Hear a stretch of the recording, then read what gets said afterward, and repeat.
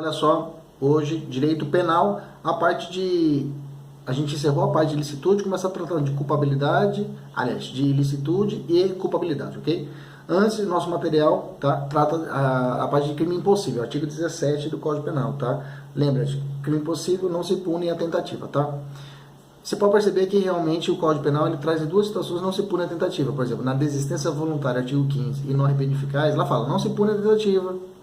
E aí vem de novo o crime impossível não se pune a tentativa, ok? Eu entro num campo de tipicidade. Não existe a tipicidade quando existe um crime impossível. O crime impossível é quando o meio for absoluto. Lembra disso? Absoluto, tá? Se não vier na prova a palavra relativa, tá errado. Tem que ser absoluto o meio, tá? E a impropriedade do objeto. O objeto, o meio que eu vou matar. Eu vou matar uma pessoa, quero matar a minha sogra. Em vez de comprar o veneno, eu compro para ela sei lá, um calmante, e pensando que é um veneno, mas aí não tem como, impossibilidade do meu meio de morte, de execução do crime. Ou então impropriedade do objeto, o cara vai matar a pessoa e a pessoa já está morta, ok? Beleza? Então não tem como. Não há como fazer um aborto de uma criança que já está morta dentro do ventre, mais ou menos assim, ok? Aí é o crime impossível. Tem um negócio chamado delito putativo, tá? Delito putativo.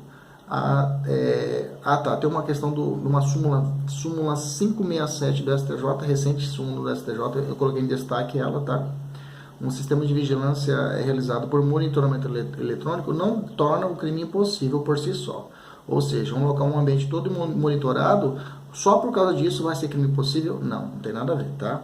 O STJ já, digamos assim, ele pacificou esse entendimento que não há crime impossível, mesmo com o sistema de monitoramento eletrônico, não torna o crime impossível, beleza? E aí vamos falar sobre crime putativo, aí sim, crime putativo por erro de tipo e crime impossível. Olha só, crime putativo ou delito putativo por erro de tipo é quando o erro recai sobre os elementares constitutivos do crime. A pessoa imagina que está cometendo um crime, os meios que ela está realizando, ela está imaginando que está cometendo um crime, mas esse crime não existe. Por exemplo, ela imagina estar grávida e toma um medicamento para poder inibir a gravidez, para poder tirar o feto. E ela toma um medicamento e não acontece nada, porque ela não estava realmente grávida. Isso é crime impossível ou não? Isso é delito putativo por erro de tipo, tá? Ou crime putativo por erro de tipo. Qual a diferença? Seria crime impossível se ela realmente estivesse grávida, olha a sacada, ela realmente estivesse grávida, e quando ela for tomar o remédio para abortar, ela toma um remédio, digamos, toma um Anador, um AS, ela pensando ser o remédio de abortivo e não é meio. Ou então, quando ele vai fazer o aborto, que a criança nasce, a criança já estava morta dentro do ventre antes do aborto dela, desse ato do aborto, ou seja, objeto. Então, diferencia que no delito putativo é quando a pessoa não, por exemplo, não comete crime porque ela imagina estar cometendo crime, mas não há crime de forma alguma. Exclui toda a tipicidade do crime. Beleza? Tranquilo? Na verdade, não chega nem a existir o crime, porque não existe nem a tipicidade. Ok? Bacana? E eu trago questões para caramba para você. Aí eu venho falando já de excludente de licitude. Excludente de licitude. Olha, presta atenção. Toda vez que existir um crime, lembra dos 3 fatores do crime? Fato típico, ilícito e culpável? Lembra? Tem que estar na cabeça. O fato típico, ilícito e culpável. Quando há o fato típico, presume que ele é ilícito. Presume que ele é ilícito. Presume que aquele ato é ilícito. O direito penal fala, é fato típico, então presume que ele é errado, é ilícito. Aí cabe ao réu ele comprovar, é uma verdadeira inversão do ônus, ele tem que comprovar que não agiu em uma forma de ilicitude, ok? Aí vai chamar, aí vai ter que agir uma das situações de excludentes da ilicitude, tá?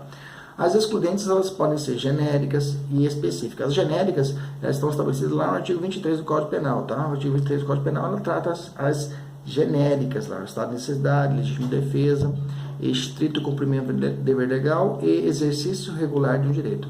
Ainda tem também as chamadas causas de excludentes de licitudes legais específicas, que estão durante todo o corpo do Código Penal. Quer ver um exemplo? O artigo 128 que trata do aborto legal. É uma hipótese de excludente da ilicitude, porque a lei fala que é possível fazer o aborto, por exemplo, quando for necessário ou sentimental. Fruto de estupro sentimental e necessário quando a mãe está em risco de morte, ok? beleza? E aí tem uma situação de excludentes supralegais. Dá uma olhada lá, supralegais, eu vou explicando cada uma delas, que é o princípio do balanço dos bens, ações socialmente adequadas, o princípio da adequação social, e alguns colocam também o princípio da significância, beleza?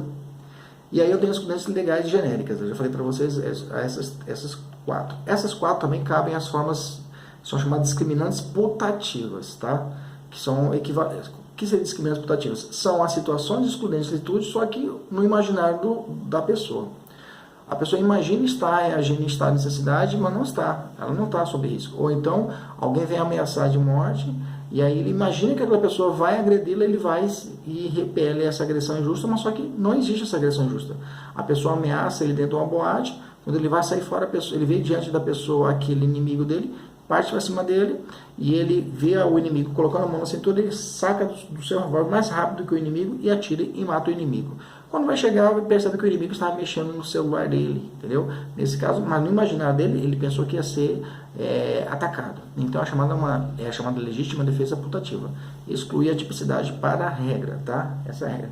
Estado de necessidade. Estado de necessidade, está no artigo 24, considera esse estado de necessidade quem pratica para o fato para salvar de perigo atual. Cuidado, tá?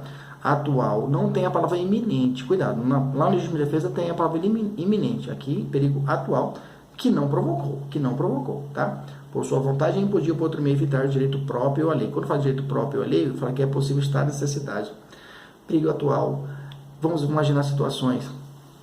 Um ataque de um animal. Você vai e mata o cachorro. É um bem. Você sacrificou um pitbull, que é uma pessoa, que a pessoa tem o bem.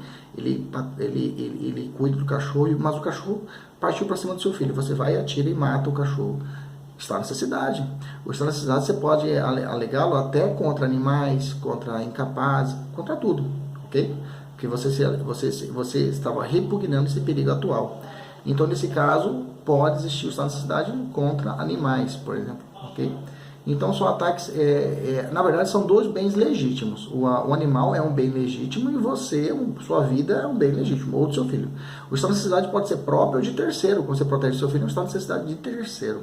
Por exemplo, me dá outro exemplo de estado de necessidade. Um naufrágio, só tem uma boia salva-vidas e está você e sua sogra. Quem vai morrer? Sua sogra, né? Claro, você vai afogar, matar ela afogada. Pois é, nesse caso, ainda mais se ela for corintiana, você tem que pôr os dois braços, porque às vezes ela pode ser mais forte que você, mais ou menos assim. Então, nesse caso, a necessidade é isso. Você tem que se livrar de uma situação que vai te levar à morte, ou o sacrifício de outro bem jurídico em detrimento de outro. É um balanço, ok? Você sacrifica o seu bem para não poder perder, sacrifica o bem de outro para não perder o seu bem. Tá? Tem os requisitos legais, que eu coloquei uma tabelinha, requisitos do perigo não provocado, ameaça de direito próprio à lei, ausência do dever legal de enfrentar o perigo. Quando fala ausência do dever legal de enfrentar o perigo, é aquela situação lá do erro do tipo, que eu falei para vocês, erro do tipo não, crimes omissivos impróprios, do bombeiro. Lembra do bombeiro? O bombeiro olha a criança afogando, ele vê a água, digamos assim, mar agitado, fala, não vou entrar porque está muito agitado o mar. Ele não pode. Ele tem um dever legal de enfrentar o perigo, entendeu? Ele tem um dever legal de enfrentar o perigo. Ele deve enfrentar o perigo. Essa é a corrente majoritária. Ele não pode alegar estado de necessidade seguinte. Se eu for lá, eu vou sacrificar a minha vida. Então, a minha vida e a vida do guri, que se lasque o guri. Estado de necessidade. Estado de necessidade. Ele está sacrificando outro bem para poder salvar o dele. Ele não quer enfrentar Só que, na verdade, ele tem um dever legal de enfrentar o perigo. Esse cara tem que entrar lá dentro, digamos assim. Ok? Senão ele responde pelo resultado do homicídio doloso da criança. Beleza? Perigo atual, e vem fatiando, esse material está muito bem mastigado, tem muitos exemplos. O legal do direito penal é você pegar os exemplos, que os exemplos vão te ajudar a fixar o conteúdo, ok? E aí vem falando estado de necessidade própria, estado de necessidade terceiro, estado de necessidade real, estado de necessidade agressivo. Estado de necessidade agressivo é quando a ação recai contra a terceira pessoa que não concorreu. Agressivo quer dizer que, por exemplo, você está andando indo para Chapada, velocidade normal, na rodovia com suas crianças, seus filhos atrás, e vem um infeliz na contramão. Você não pensa duas vezes, joga o carro na calçada e atropela um andarilho que estava ali passando. Beleza, nesse caso, o que acontece aqui? Estado de necessidade, você tem que sacrificar aquele vida. Ou você ia morrer sua família ou sacrificar outra pessoa. Estado de necessidade agressivo, ok? É claro, aquela pessoa que entrou na contramão, ele não pode suscitar essa necessidade. Ele não pode sair e matar a pessoa. Não. Ele que provocou, ele que foi na contramão, digamos, na faixa dupla. Então, quem provoca não pode alegar o estado de necessidade. Fique atento. Beleza? E aí já entramos em legítima defesa. Legítima defesa é uma matéria muito comum, a gente vê muito no dia a dia, ouvir falar de legítima defesa putativa. Cuidar com os requisitos de legítima defesa e estado de necessidade, tá? Na legítima defesa eu tenho a ameaça ou o ataque é um bem jurídico. Lá no estado de necessidade eu tenho 2 bens jurídicos, o cachorro e você, mais ou menos assim. Na legítima defesa tem que ser agressão injusta humana, não cabe, não é possível a legítima defesa tratada de um animal, entendeu? Só se esse animal for um instrumento de ataque da pessoa que está agredindo você, entendeu? Aí você age sobre o animal. Mas o animal por si só não é estado de necessidade, aliás, não é legítima defesa, sim está necessidade. Legítima defesa fala assim, tem que decorar. Entende-se legítima defesa quem usando moderadamente dos meios necessários repele injustão atual ou iminente. Veja, diferente lá está a necessidade. Estado de necessidade só perigo atual. Aqui não, agressão atual ou iminente. Tá, vai acontecer, você se defende. Beleza? Aí eu tenho a situação de legítima defesa sucessiva. Fica atento, legítima defesa sucessiva é interessante, né? A pessoa, no momento, ela está se defendendo, depois ela passa a ser o agressor, tá? E eu tenho a chamada, trago muitas questões a respeito disso. Aí eu já entro no estrito cumprimento do dever legal, que é uma situação de você, quando tiver a polícia fazendo uma ordem de prisão, você está agindo no estrito cumprimento legal, estrito cumprimento do dever legal, e quando um cidadão faz o flagrante, é o chamado exercício regular de um direito, ok? Por exemplo. Aí nós entramos no campo da culpabilidade. Fechou a ilicitude, entra no campo da culpabilidade. Na culpabilidade, tem os elementos que compõem a culpabilidade. Na culpabilidade, qual que é a ideia? Eu vou analisar o juízo de reprovação do agente por ter praticado um fato típico, ilícito, e aí vamos prender através se ele é ou não é culpável, se ele vai ser ou não culpável. Tem 3 elementos da ilicitude, tá? Da culpabilidade, melhor dizendo. É o IP. Lembra da planta IP? Então você grava imputabilidade, potencial consciência da ilicitude e exigibilidade de conduta adversa. Repetindo, exigibilidade de conduta adversa. Esses são os elementos que compõem a culpabilidade. Lembra, você vai aquele trabalho de situação inversa? Então, eu tenho que perguntar, quando é que a pessoa vai ser inimputável? Quando é que existirá uma situação onde a pessoa não terá o potencial consciência da ilicitude? Quando vai ter uma situação onde a exigibilidade não vai ser conduta adversa, uma situação que não tinha como exigir dele, uma situação diferente. E aí nós temos as situações que excluem. Aí você tem que lembrar das excludentes da culpabilidade. Lembra de médico, não é médico, médico. Vamos ler. Minoridade, embriaguez, doença, erro de proibição, coação moral irresistível e obediência hierárquica. Novamente, minoridade, embriaguez, doença, erro de proibição, coação moral irresistível e obediência hierárquica. Essas são as situações que excluem a culpabilidade. O material está fatiadinho, exemplos de cada uma delas falando quando é que existe a inimputabilidade, quando vai excluir, quando não vai excluir. Okay? Embriaguez é só quando for fortuita em uma situação em que o agente não se prostou para isso, ele não se colocou na situação de beber para poder agir. É a teoria acto libera em causa.